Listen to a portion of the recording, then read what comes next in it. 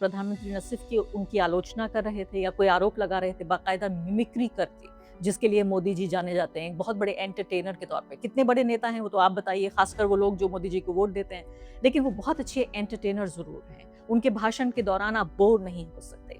अभी भी इस मिमिक्री को आप देखिए। कैमरा के सामने,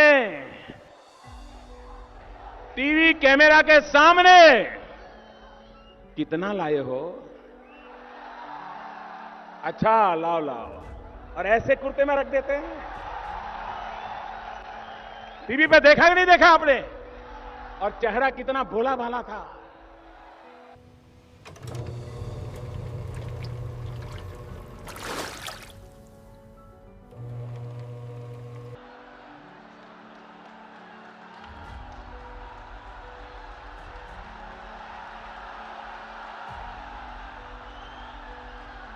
अभी शपथ ग्रहण समारोह हुआ है जो बंगाल में, उससे साफ तौर पे पता चलता है कि कैसे भाजपा और आरएसएस इसे बहुत बड़ी आइडियोलॉजिकल जीत मान रहे हैं। यह सिर्फ कोई सत्ता की परिवर्तन नहीं है। श्यामा प्रसाद मुखर्जी की धरती पर श्यामा प्रसाद का सरकार बनने जा रहे हैं। कश्मीर से कन्याकुमारी जैसा हमारा सपना है, वैसे ही गंगोत्री से गंगा सागर तक डबल इंजन सरकार, भारत हमारा सरकार, श्यामा प्रसाद मुखर्जी की सरकार आज बन रहे हैं। पूरे देश में एक चिंता का माहौल जरूर है कि क्या बंगाल की सैकड़ों नहीं बल्कि कई हजार साल पुरानी सभ्यता और संस्कृति को क्या कुचल दिया जाएगा। नमस्कार, इस खास कार्यक्रम में आपका स्वागत है। मैं हूं आरफा खानम शेरवानी। भाजपा और आरएसएस ने जो अपना उद्देश्य 2014 में पूरा नहीं किया, 2019 में नहीं किया, 2024 की जीत में भी नहीं किया, दर्जनों असेंबली इलेक्शंस, इस पिछले 12 साल के नरेंद्र मोदी के कार्यकाल में जो हासिल नहीं हुआ, वो उन्हें बंगाल की जीत से हासिल हुआ है। और ये बात मैं नहीं कह रही हूँ, ये खुद भाजपा आरएसएस ने जिस तरह से अभी शपथ ग्रहण समारोह हुआ है जो बंगाल में, उससे साफ तौर पे पता चलता है कि कैसे भाजपा और आरएसएस इसे बहुत बड़ी आइडियोलॉजिकल जीत मान रहे हैं।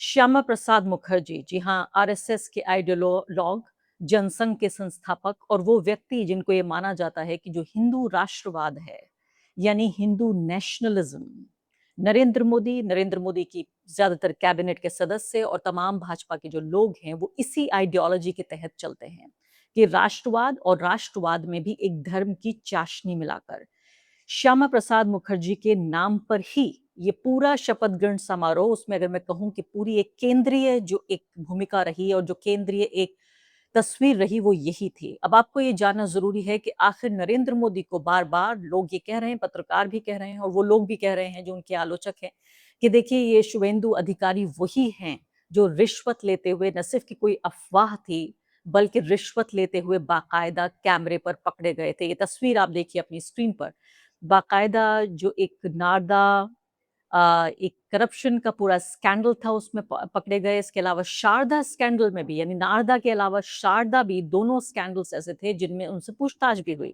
जो शारदा स्कैंडल था, तो साफ तौर पे यहाँ पता चल रहा है कि जो एक दोहरापन या जिसे दोगलापन कह सकते हैं, एक भ्रष्टाचार के मामले में कि ना खाऊंगा ना खाने दूंगा।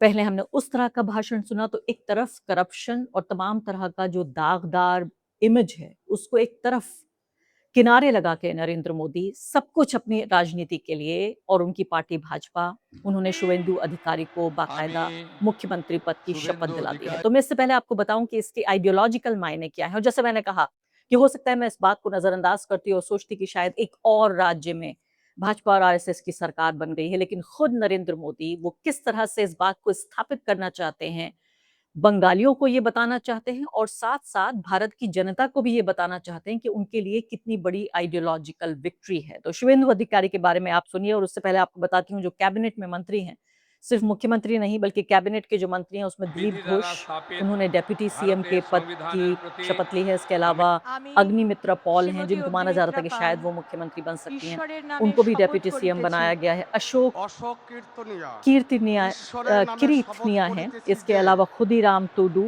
যা और সার্বভৌমত্ব निशीथ ও प्रामाणिक, অখণ্ডতা রক্ষা ये করিবে। तमाम लोग, इनको फिलहाल शपथ दिलाई गई है अलग-अलग मंत्री पदों की। और जो तथाकथित हमारे लिबरल पत्रकार हैं वो भी कह रहे थे कि नरेंद्र मोदी बड़ी ही अच्छी सोशल इंजीनियरिंग करते हैं। देखिए इस सामाजिक समीकरणों का कितना ध्यान रखा गया है कि अलग-अलग जो जाति और संप्रदाय के लोग हैं, उनको यहाँ पर मंत्री बनाया गया है। आप सोचिए कि एक ऐसा चुनाव जो पूरे तरीके से भारत के इतिहास में पहला ऐसा चुनाव हुआ है, 12 साल में नहीं, भारत के इतिहास में आज़ादी के बाद पहला ऐसा चुनाव हुआ है जिसको ये नहीं कहा जा सकता कि ये चुनाव 100% निष्पक्ष तरीके से हुआ है। आप ये सोचिए कि एक ऐसे प्रदेश में जहाँ 90 लाख लोग वोट नहीं दे पाए, उनमें 27 लाख लोग ऐसे थे जिन्होंने अपील की। अपने वोटर जो उनका लिस्ट में नाम नहीं था, डिलीशन को लेकर उनको सुनवाई का मौका नहीं दिया गया और ये देश आगे बढ़कर उस चुनावी प्रक्रिया को अंजाम दिया गया।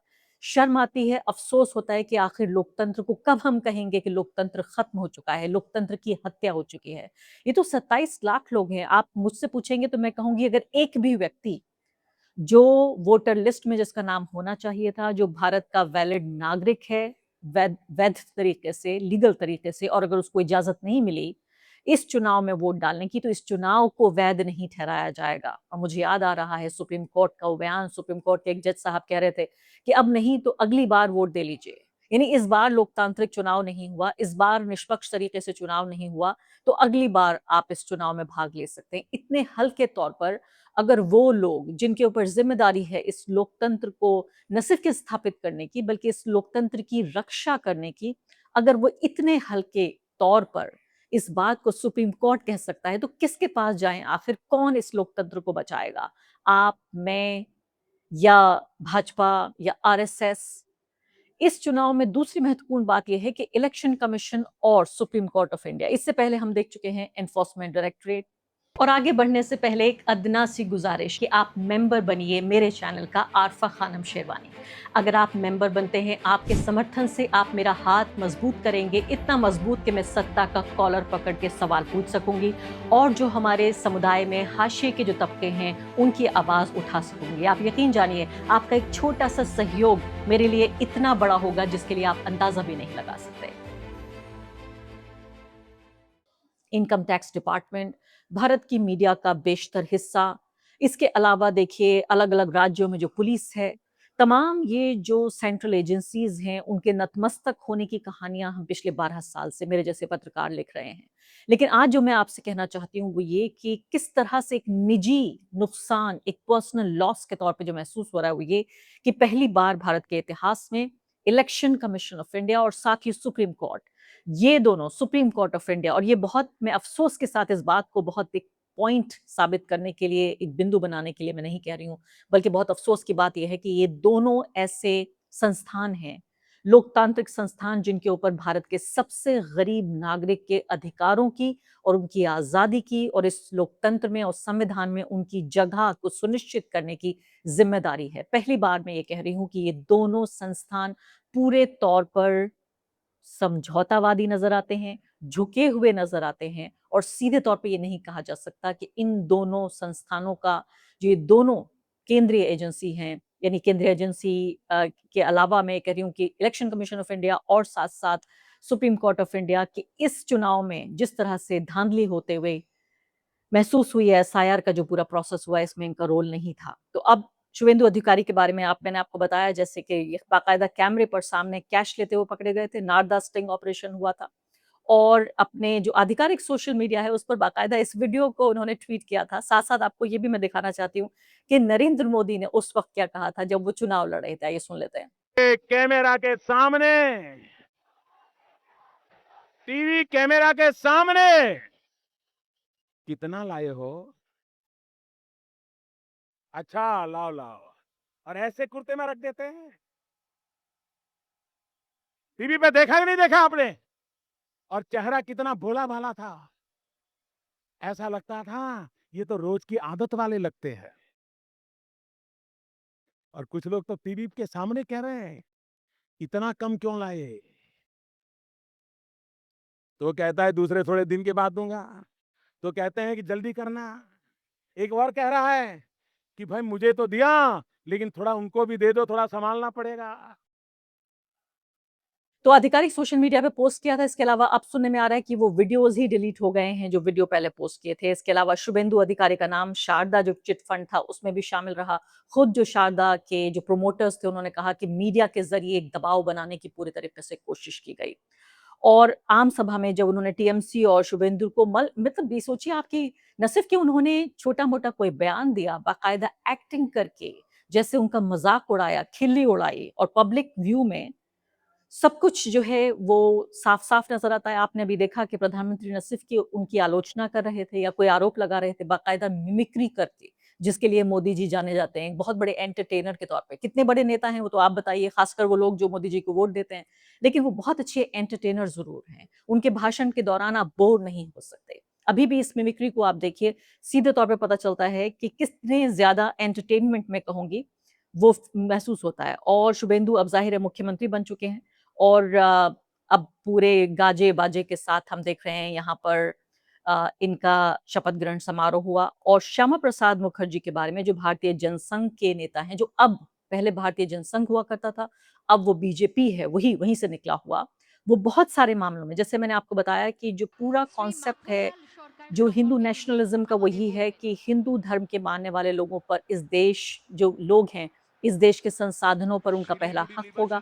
वो फर्स्ट क्लास सिटिज़न हैं, बाकी लोग second class, third class citizens हैं। तो पूरे तरीके से एक हिंदू राष्ट्र, एक हिंदू राज्य के तौर पर स्थापित करने के लिए बीजेपी को बहुत ज़्यादा ज़रूरत थी कि ये बंगाल का चुनाव वो पूरे तरीके से जीते। तो अब मैं आपको आगे बताना चाहती हूँ वो ये कि 1980 में जब बीजेपी का गठन हुआ, तो ये जो व्यक्ति सामने आपको नज़र आ रहे हैं, ये माखन लाल सरकार, इनकी उम्र करीब 98 साल बताई जा रही है और मोदी जी ने इनके पैर छुए हैं, तो कुछ तो ख़ास बात इनके अंदर रही होगी। तो 1980 में जब बीजेपी का गठन हुआ, तो इनको पश्चिम दिनाजपुर, जलपाईगुड़ी और दार्जिलिंग जो ज़िले थे दार्जिलिंग, उनके जो संगठन थे, उसका कोऑर्डिनेटर बनाया गया और 1 साल के अंदर ही ये बताया जाता है कि 10,000 से ज़्यादा नए सदस्यों को उन्होंने जोड़ लिया। और 1945 से ही राष्ट्रीय स्वयंसेवक संघ से ये जुड़े रहे हैं और जो राम मंदिर का तथाकथित जो आंदोलन हुआ था उससे लेकर और अब तक जो पूरा ये सारा कैंपेन चल रहा है और ये आंदोलन ऐसा लगता है कि अभी भी चल ही रहा है, इस सब में उनकी अग्रणी और केंद्रीय भूमिका रही है। इस व्यक्ति को भी ज़ाहिर है पहली बार ही हमने यहाँ पर देखा है। अब आखिरी बात मैं आपको बताना चाहती हूँ कि ये सरकार किस तरह से चलेगी, इसको लेकर पूरे देश में एक चिंता का माहौल ज़रूर है कि क्या बंगाल की सैकड़ों नहीं बल्कि कई हज़ार साल पुरानी सभ्यता और संस्कृति को क्या कुचल दिया जाएगा। अब ये देखिए दिलीप घोष का ये बयान है, वो क्या कह रहे हैं? वो कह रहे हैं 80 साल हो चुके हैं और जो अल्पसंख्यक हैं वो अभी भी गरीब हैं और अशिक्षित हैं और ज़्यादातर जो हैं वो जुर्म करते हुए पाए जाते हैं और उन्हें खुद अपने आप से सवाल पूछना चाहिए। इसके अलावा वो ये भी कह रहे हैं कि भाजपा की कोई ज़िम्मेदारी नहीं है कि इनको इनके विकास के लिए, अल्पसंख्यकों के विकास के लिए वो कोई ख़ास कार्यक्रम चलाए। चूँकि भाजपा को ये लोग वोट नहीं देते इसलिए भाजपा की कोई नैतिक ज़िम्मेदारी नहीं बनती। आप सोचिए कि संविधान की दिन दहाड़े धज्जियाँ उड़ाते हुए कि इससे कोई फ़र्क नहीं पड़ता कि आपको कौन वोट देता है। नहीं, जो फ़र्क पड़ता है वो ये कि आप इस राज्य के मुख्यमंत्री बने हैं। इस राज्य की हर एक व्यक्ति, चाहे वो किसी भी धर्म, किसी भी जाति, किसी भी संप्रदाय और हो सकता है किसी भी धर्म में उसकी आस्था ना हो, किसी भी वो जेंडर से उसका संबंध हो, वो व्यक्ति उस सब की ज़िम्मेदारी आपकी है एक मुख्यमंत्री के तौर पर, एक राज्य के अध्यक्ष के तौर पर, एक सरपरस्त के तौर पर। तो मैं भी आपकी तरह जिसे कहते हैं अंग्रेजी में फिंगर्स क्रॉस्ड कि देखते हैं आने वाले महीनों में और आने वाले सालों में किस तरह से हम बंगाल को बदलते हुए देखेंगे। उम्मीद है कि एक बार जब सत्ता आ गई है भाजपा आरएसएस के हाथ तो वो ज़िम्मेदारी से काम लेंगे और जिस तरह से विपक्ष में बिल्कुल प्रोपेगेंडा का एक शिकार बनाया हुआ था इस पूरे राज्य को, उम्मीद ये है कि यहाँ कुछ कम से कम विकास होगा और कुछ बेहतरी होगी।